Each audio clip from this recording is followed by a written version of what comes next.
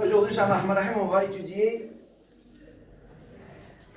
pourquoi le législateur a dressé une liste des activités commerciales dans l'article 6 et 7 du Code de commerce. Écoutez, si vous lisez le Code de commerce, dans son article 6 et 7, vous allez trouver une liste des activités commerciales.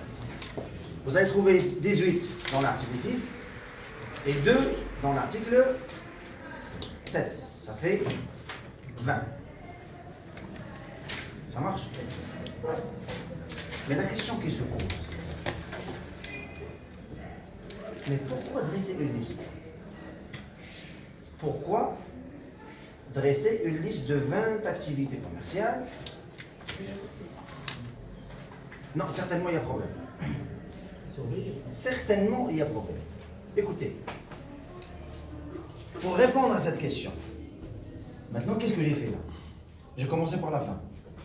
Je vous ai déclaré que le législateur marocain a dressé une liste de 20 activités commerciales dans les articles 6 et 7 du Code de commerce. Je dois savoir qu'est-ce qui a poussé le législateur marocain à dresser cette liste. Certainement, il y a problème. D'accord? Première question que je vais me poser. Normalement, il y a l'activité civile à côté de l'activité commerciale. D'accord? Première question concernant ce constat-là. J'ai une activité civile et à côté, j'ai une activité commerciale. Je me pose la question suivante. Première question. Y a-t-il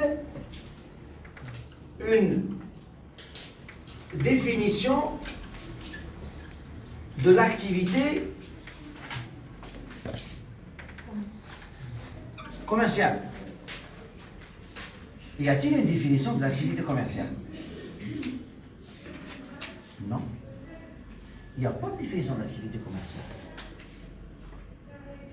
On a classé les activités commerciales. On ne les a pas définies. D'accord? La réponse est non.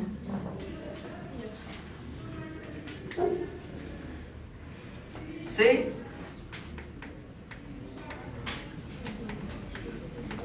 non. Il n'y a pas de définition d'activité commerciale. D'accord. L'activité commerciale n'est pas définie. Et on a dit, à côté de l'activité commerciale, il y a l'activité civile. Même question. Y a-t-il une définition de l'activité civile? Non plus. Il n'y a pas de définition de l'activité civile. Ça n'existe pas.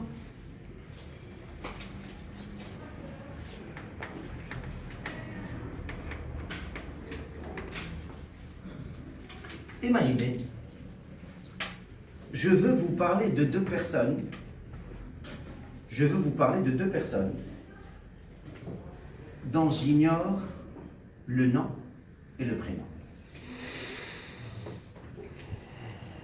Comment je vais essayer de le décrire. D'accord? Je vais essayer de le décrire. Et j'aurai un sérieux problème s'ils se ressemblent. S'ils ont des points en commun. N'est-ce pas? C'est-à-dire, en essayant de vous parler de ces deux personnes, qu'est-ce que je suis en train de faire?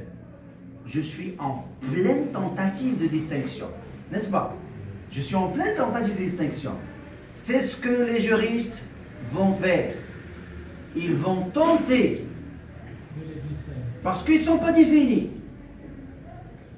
Si j'avais une définition de l'activité commerciale, j'aurais pu déterminer qu'est-ce qu'une activité civile. C'est tout à fait logique. Le contraire, si on avait une définition de l'activité civile, j'aurais pu la distinguer par rapport à l'activité commerce, c'est tout à fait logique. Maintenant, les deux, elles ne sont pas définies. Les juristes, qu'est-ce qu'ils vont faire?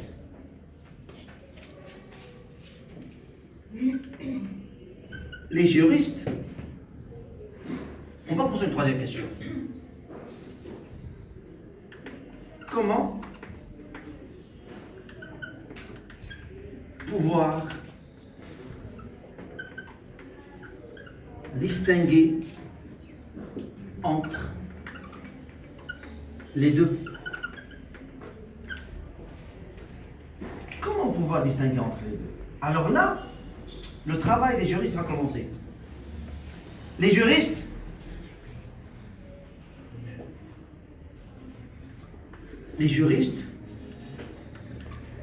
vont tenter, je dis bien tenter.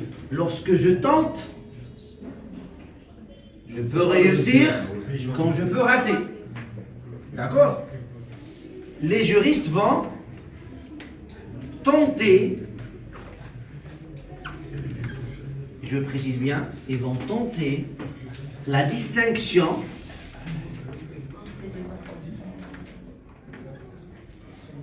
Comment ils vont tenter? En adoptant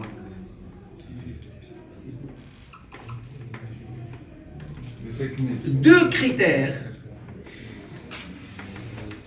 économiques et un critère juridique.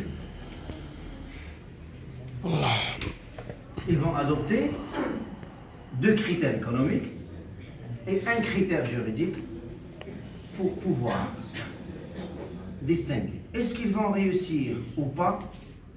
C'est ce qu'on va découvrir ensemble. D'accord?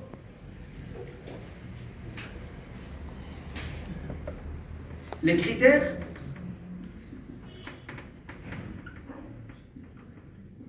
économiques. Les critères économiques. Première théorie.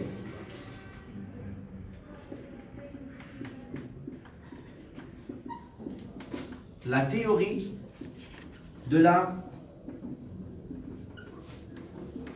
spéculation.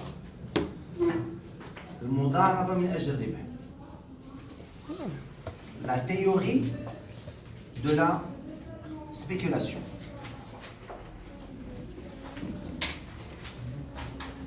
La thèse de cette théorie.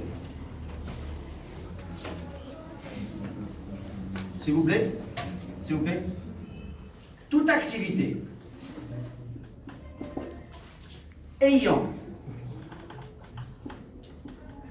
pour but la réalisation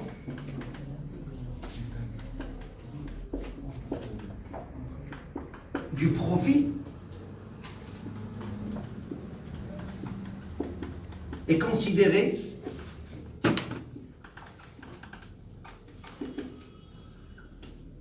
commerciale. Toute activité ayant pour but quoi?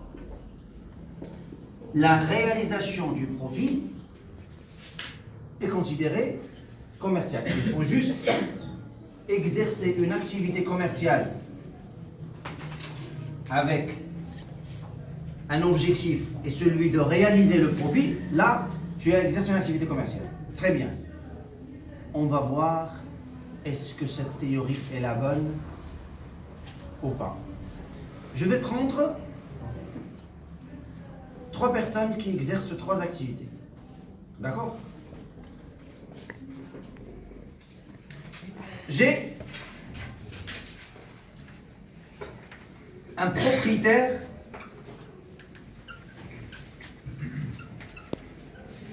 d'un café. J'ai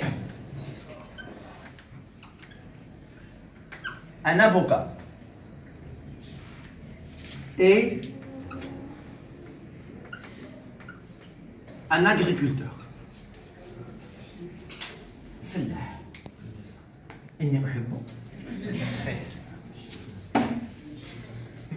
On a